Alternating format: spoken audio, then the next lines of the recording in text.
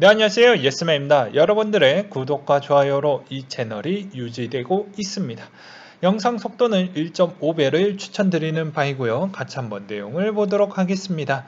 미국의 애틀랜타 연은 총재가 테이퍼링 가능성을 열려 있다고 이야기를 했는데요. 정부가 양적 완화에 대한 축소 부분을 진행을 하는 측면을 간단하게 테이퍼링이라고 이야기를 하니까 그렇게 보시면 될 것 같고, 그 다음에 이제 여기에서도 채권 매입 부분을 축소한다, 뭐 이렇게 보시면 될 것 같습니다. 이런 이야기가 나왔던 이유는 12월 소비자 기대 보고서에서 3년 예상 인플레이션 부분이 좀 빠르게 회복을 할 것 같다라는 내용 때문에 그런 이야기가 나왔고요. 그리고 미국의 무역 대표부가 바이든 당선인에게 중국의 관세를 되돌리지 말라고 조언을 했고, WTO 약화를 시켜서 정책을 방해하고 기업이 해외로 이전하는 것을 막아야 된다, 이런 이야기를 했는데요. 트럼프 정권에서 해왔던 그 미국 우월주의적인 측면에서 미국의 이점을 받고 있는 건 웬만하면 철회하지 말아달라 라는 이야기에 대한 메시지라고 볼 수가 있게 되겠습니다. 중국의 경제 성장률 추이를 소폭 낮춰놨는데, 그건 미중 간에 대한 싸움이 또 리스크 요인으로 좀 생각을 하면서 그렇게 IMF 측이 평가를 내놨다고 볼 수가 있게 되겠습니다. 그리고 국내에는 공매도 금지 부분이 조만간에 3월달에 종료가 되니까 어느 정도 이제 시장이 다소 또 빠지지 않을까, 조정이 이제 막 시작되지 않았을까, 저는 그렇게 생각이 들기도 하고요. 이제 본격적으로 코인 소식을 전달해 드리도록 하겠습니다. 2.0 이더 2.0 입금 컨트랙트 예치량이 240만 이더를 돌파했다. 그만큼 2.0에 대한 기대감이라고 볼 수 있는 부분이고요. 그리고 비트코인 가격 하락에 불구하고 거래 주소수가 증가했다. 믿음은 변화없다. 그러니까 이더와 비트는 그래도 이 시장에서 꾸준히 갈 것이다라는 믿음이 강하다라는 것이죠. 그래서 2020년도 12월 이후 1000개 비트코인 이상 보유 주소 수가 4% 증가했고, 그리고 또 여기에서도 볼 수 있는 대목 중에 하나가 이동 평균 비율을 나타내는 채굴자 포지션 지수 MPI가 4에서 5 정도 수준을 나타내고 있다고 합니다. 일반적으로 2 이상 MPI 지수가 채굴자들의 현금화가 이루어지는 측면이라고 되어져 있네요. 폴카닷이 0.8 버전을 출시를 했고요. 2분기에 테스트넷, 3분기에 메인넷으로 저는 알고 있습니다. 그리고 코스모스가 28일날 메인넷 업그레이드가 있고요. 그리고 벡트가 스펙 합병 상장 합의 부분이 있었는데, 이 이야기가 나오자마자 거래 지원을 확대할 것이다. 암호화폐 거래 지원을 확대할 것이다. 이런 이야기를 꺼내기도 했습니다. 아무래도 IPO 했었을 때 시가총액 부분을 제대로 받기 위함에 대한 측면이다. 공모할 때 좀 많은 물량이 들어왔으면 좋겠다. 이런 부분이라고 저는 해석을 해보았고요. 더 블록의 리서치 총괄이 비트코인의 비트스탬프 코인베이스에서 36,600달러 거대 매도벽이 너무 두껍다라고 이야기를 했습니다. 저도 이 말에 상당히 동의하는 바는 무엇이냐면요. 한동안 쉬지않고 많이 올라왔습니다. 그래서 예스맨이 바라보는 차트적 관점을 보게 되면 항상 제가 바라보는 기본적인 기본이 볼린저 밴드 부분을 보죠. 아직은 정비열 구간으로 어떻게 보면 볼벤의 상단과 5일선 기반 부분만 계속 닿으면서 올라왔습니다. 한 번도 어느 이동평균선에서 쉬지 않고 올라왔죠. 근데 볼린저 밴드는 이 안에서 노는 게 95.4, 여기 바깥에서 노는 게 4.6%라고 이야기를 드리기도 했습니다. 그러면 당연히 이 안으로 들어오려고 하겠죠. 그 시점이 어느 정도 시작을 했다. 왜냐? 거래량의 매도 부분도 과거 매도 대비보다는 너무 높기 때문에 어느 정도 이제 쉬어가는 흐름, 그래서 약세와 행보 부분이 좀 이루어질 것 같다라는 생각이 좀 많이 들었고요.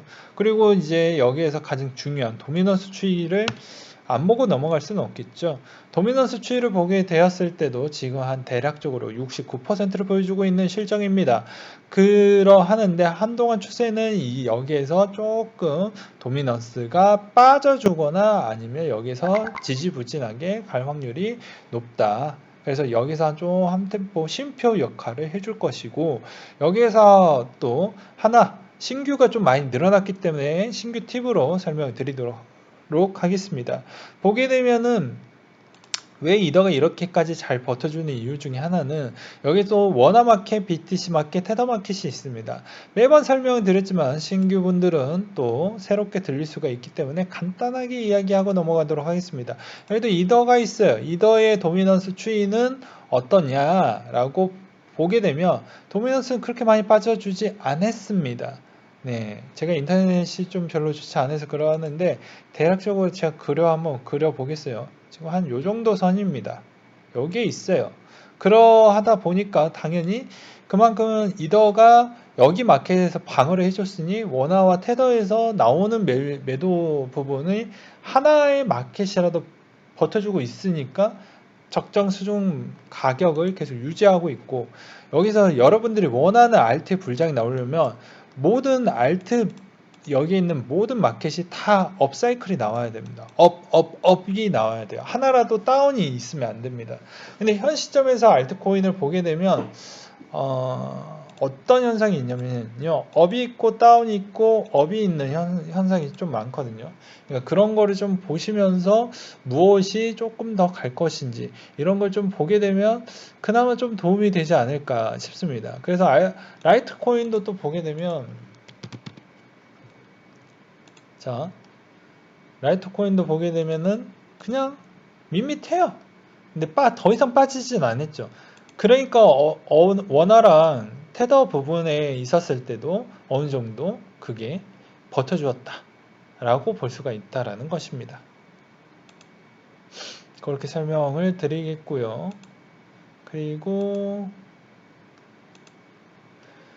또 보게 되면 포브스가 억만장자를 발표를 했다고 하는데 윙클버스 형제 부분이 가장 많이 다뤘다고 합니다. 아무래도 윙클버스 또 입도 잘 털고 또 훈남이고 돈도 많고 하니까요. 그리고 또 이분이 또 여기에 나왔으니까 또 적절하게 또 행동으로 무언가를 또 보여줄 것으로 보여집니다.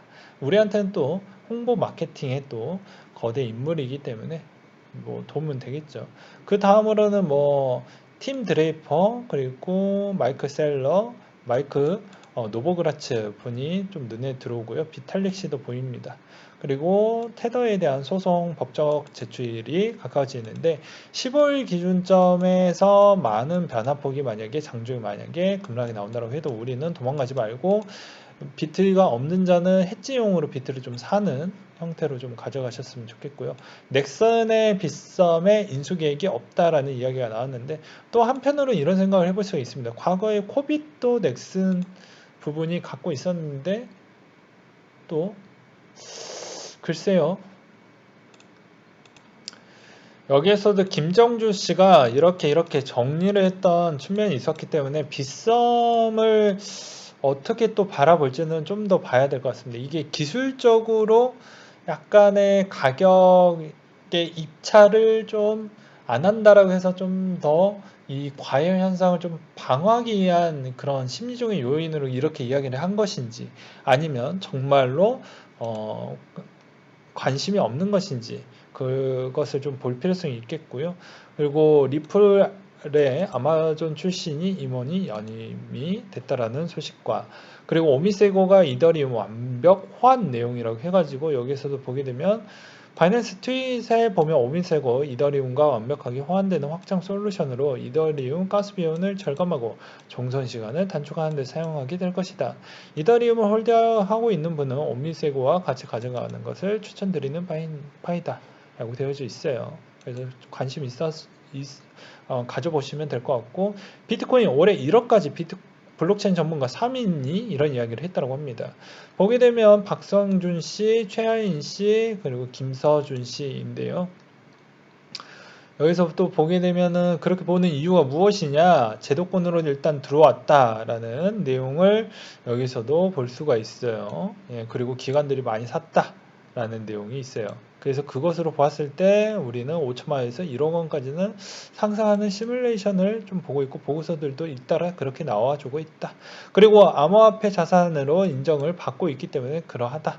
그리고 비트코인 1억과 500만 원까지 간다라는 이유는 이더리움 500만 원까지 간다라는 이유는 양적 완화의 화폐 가치로 인해서 하락이 컸기 때문에 달러만 하락한 게 아니죠. 네, 오히려 달러가 이 정도로 많이 하락을 했으면 나머지에 있는 국가들은 이것보다 더 깊은 거래에 있기 때문에 그럴 수밖에 없습니다. 그러니 당연히 그거에 따른 일부 부분이 좀 들어왔다. 뭐 이렇게 또 보면서 그렇게 특징적인 요인으로 또 뽑기도 했습니다. 그리고 최하위 위원이 이야기했던 거는 이렇게 좀 보시면 될 것 같아요. 여기에서도 많이 가는 건 많이 가겠지만 어느 정도 현명한 선택을 잘 하셨으면 좋겠다. 그러니까 가는 놈은 가지만 못 가는 놈은 또 못 갈 수도 있기 때문이다. 뭐 이런 이야기를 또 하기도 했거든요. 네, 그렇게 좀 보셨으면 좋겠고, 그리고 3월 달에 시행되는 특근법 부분으로 인해서 빗썸바하고 업비트만 키워주는 게 조금 아쉽다라는 의견을 남겨두기도 했습니다. 저 또한 대략 한 6천만 원 선에서 1억 사이 정도가 약간 넘어가지 않을까라고 생각을 하기도 합니다.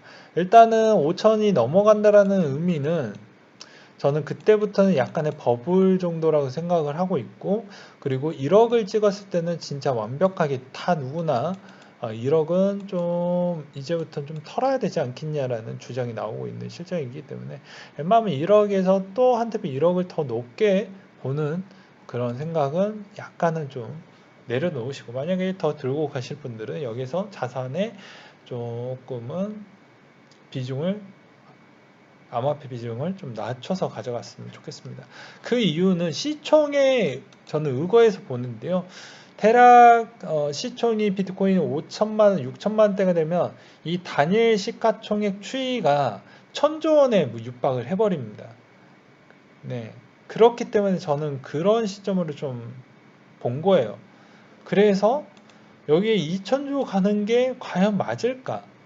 이거는 이제 어떻게 보면은 스테이블 코인으로 인해서 이제 막 문을 열어주었기 때문에 그거에 따른 여러 가지에 대한 포석과 가능성이 녹여서 촌좋은 시장이 만들어진 건데, 그 이상 시장이 만들어진 건데, 여기서 하나를 더 보게 되면 실용적인 게 아직 나오지 않았기 때문에 2천조, 3천조 이렇게 보기에는 조금은 이른 감이지 않을까 싶습니다. 그래서 여기서 더 가기는 하겠지만 거품의 기준은 저는 그렇게 좀 끊어서 보고 있는 실정이에요. 그래서 6천이 됐을 때 완벽하게 뭐 다 매도를 하겠다 그런 의미는 또 아닙니다. 시장은 1억까지 성장하는 것까지는 지켜보겠지만 그때부터 마음의 준비를 하겠다라는 것이죠. 그렇게 좀 봐주셨으면 좋겠고요.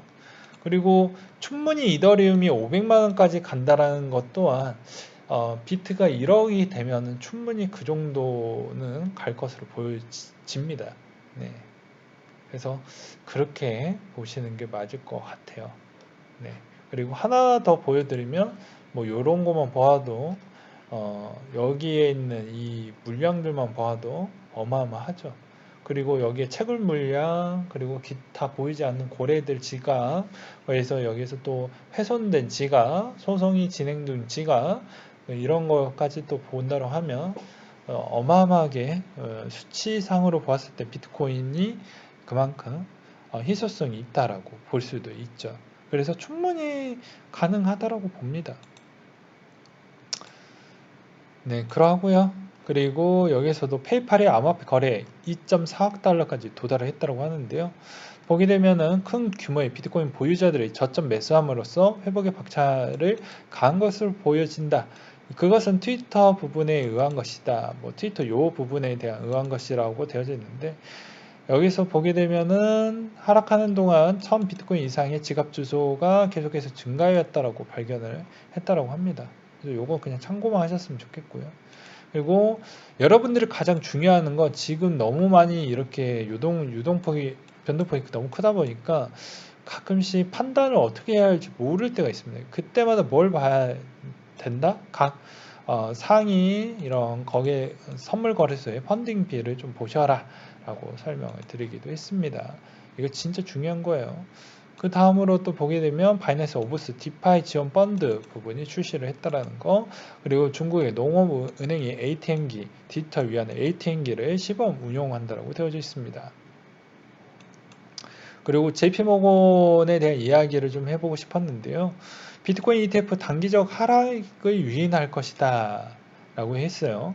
그 이유는 GBTC와 경쟁 가능성이 높기 때문에 오히려 GBTC 부분이 오히려 좀 약해지면은 약간 비트코인한테 좋지 않지 않겠냐 라는 의견인데요. 이거는 ETF 상품 추이 부분을 약간의 업그레이드 해가지고 내면 상관이 없다라고 저는 생각이 듭니다. 기존의 방식으로 해석을 했었을 때는 그럴 수도 있겠죠. 그렇지만 오히려 다른 관점으로 새로운 상품 출시에서 그게 좀 보완된 ETF가 나오게 되면은 가능성이 있다라고 저는 봅니다. 네, 그리고 과거에 JP모건이나 금융가 쪽에서 저는 그렇게 신뢰하지 않는 이유 중에 하나가 저번에도 보여드리기도 했지만 비트코인 사기라고 외쳤던 JP모건 회장이 급락 후 9월 달에 급락을 했는데 이때 41억 원 쓸어 담고 300억 원에 대해서 차익 내놓고 팔았어요. 그래 놓고 이때 뭐라고 이야기를 했냐. 사기라고 외친 2019년도 6월 달에 사기라고 외친 1년 후 암호화폐도 만들고 자체 스테이블 코인도 내놓기도 하고 막 그랬습니다. 그러다가 4천만 원 넘어가니까 또 뭔 얘기를 했냐. JP모건 1억 5천만 원까지 간다. 그러니까 자기 이미 모을 만큼 모았다라는 거예요. 그렇기 때문에 저는 금융가의 이중성 패턴이 있기 때문에 별로 좋아하진 않아요. 예, 그리고 그거를 또 해석하기 또 나름이기 때문에 웬만하면은 각자 한번 금융가들 왜 저런 이야기를 할까를 조금 더 생각을 해보셨으면 좋겠습니다. 네, 그리고 마지막으로 알트코인을 접근을 하실 때는 계속 제가 말씀을 드리지만 스테이블 관련되어져 있는 코인, 네, 그거랑 연관성이 있는 거, 그 랩핑 쪽, 그리고 인터체인 쪽, 이런 쪽에 있는 요인, 그리고 개별 호재가 탄탄한 부분, 또 다른 부분은 기술적으로 보게 되면 BTC 마켓이 차트가 역배열에서 정배열까지 돌아왔던 거 위주로만 골라서 담는 형태로 가져가셔도 이거는 기술적으로 이야기를 하는 거예요. 기술적으로 보았을 때 그렇게 했던 코인들만 접근을 해봐도 그렇게 많이 밀리지는 않을 것입니다. 그렇게 보셨으면 좋겠고, 최근에 이제 예스맨이 조금 그냥 매우 주관적으로 만약에 본다고 하면 당연히 비트 이더 중에 만약에 비트가 없으면 비트를 꼭 담으시고 해지용으로 좀 담으시고, 그다음에 이더를 만약에 담는다라고 해도 이더를 갖고 계시고 비트가 없으면 비트를 무조건 담아야 됩니다. 그리고 알트를 담을 때도 만약에 나는 비트 안 낳고 그냥 나 이런 거 좋다, 그냥 등락폭 좋은 거 좋다라고 하면 이더를 좀 비중이 높고 이 생각보다 시총이 낮았던 코인들을 이거에 대한 비율을 8대2 이상은 깨면 안 됩니다. 네, 절대 깨시면 안 돼요. 그러니까 그런 측면을 좀 아셨으면 좋겠고요. 그리고 비트 쪽에 있었을 때 비트코인 계열을 샀다라고 해서 비트코인과 비트코인 계열을 샀다라고 해서 비트코인을 갖고 있다 이렇게 또 생각하시는 분들도 있겠지만 또 그렇게 보시면 안 됩니다. 네, 엄연히 이번 사태로 좀 아시겠죠. 많이 밀렸으니까. 그래도 비트코인 캐시와 비트코인 부분을 좀 적절하게 가격 차이가 있으니 또 이런 부분으로 또 노리시는 분들은 다 그냥 알트코인으로 보시면 될 것 같아요. 또 그 혹시나 해서 이런 이야기를 했고, 그나마 좀 가격 추이가 매력적이라고 이야기했던 거를 보게 되면 뭐 빅캐 부분 괜찮다라고 보고 있고, 그리고 라이트코인, 코인베이스 연관성, 캐시는 이제 기본 탑재 탑4 코인이 어느 플랫폼에 당기든 간에 계속 들어가는 구도이고, 옵션 결제 수수료 비중이 일단은 해당 지갑에 있었을 때 점유율 추이를 보면 그것도 어느 정도 비트코인 트랜잭션 수가 높아지면 높아질수록 캐시에 대한 사용 빈도율도 높아지기 때문에 그런 거를 좀 보셔라. 그리고 네오도 BSN 부분에 대한 특혜를 많이 받고 있기 때문에 BSN에 관련되어 있는 뭐 코스모스나 뭐 네오나 이런 쪽에 좀 집중을 하셨으면 좋겠고, 그리고 코스모스는 인터체인이죠. 그렇기 때문에 폴카닷하고 좀 시총을 비교를 하시면서 좀 보셨으면 좋겠고, 그리고 이더가 이만큼 갔으면 이더리움 클래식하고 같이 세트로 좀 보셨으면 좋겠습니다. 그리고 개별적으로 또 보게 되면은 오미세고 당연히 괜찮고, 네오가 갖고 있으신 분들은 중국계 코인은 딱 한 개만 들고 있어요. 네오를 샀으니 퀀텀을 사고, 일본계 코인이라고 해서 일본에 뭐 2개, 3개 이렇게 사면 의미 안 돼요. 미국계 코인도 갖고 있다고 해도 최소 2개 이상은 들고 있지 말자. 다 각기 다른 섹터가 다 겹치지 않는 거 위주로 좀 들고 가셨으면 좋겠고요. 그래서 퀀텀도 세력 기반으로 보면은 나쁘지 않은 가격대, 뭐 온톨도 나쁘지 않지만 상대적으로 네오와 퀀텀이 거래량이 그나마 좀 괜찮기 때문에 그렇게 좀 볼 수가 있겠고, 이오스도 아직 소식은 숨겨놨던 소식이 되게 많이 있기 때문에 일단 기대를 좀 해보고, 카이버 네트워크도 저는 괜찮게 보고 있습니다. 네. 그거는 뭐 제가 굳이 이야기를 하지 않아도 WBTC 코인 때문에 그렇더라고 보시면 될 것 같고요. 그리고 에이다 뭐 말할 필요 없고, 스텔라 코인 말할 필요 없죠. 네. 그래서 넘어가도록 하겠고요. 그리고 트론 괜찮습니다. 네. 활성 DF 부분에 있었을 때도 계속 상위 랭크에 계속 유지를 해주고 있기 때문이죠. 그렇게 보셨으면 좋겠고요.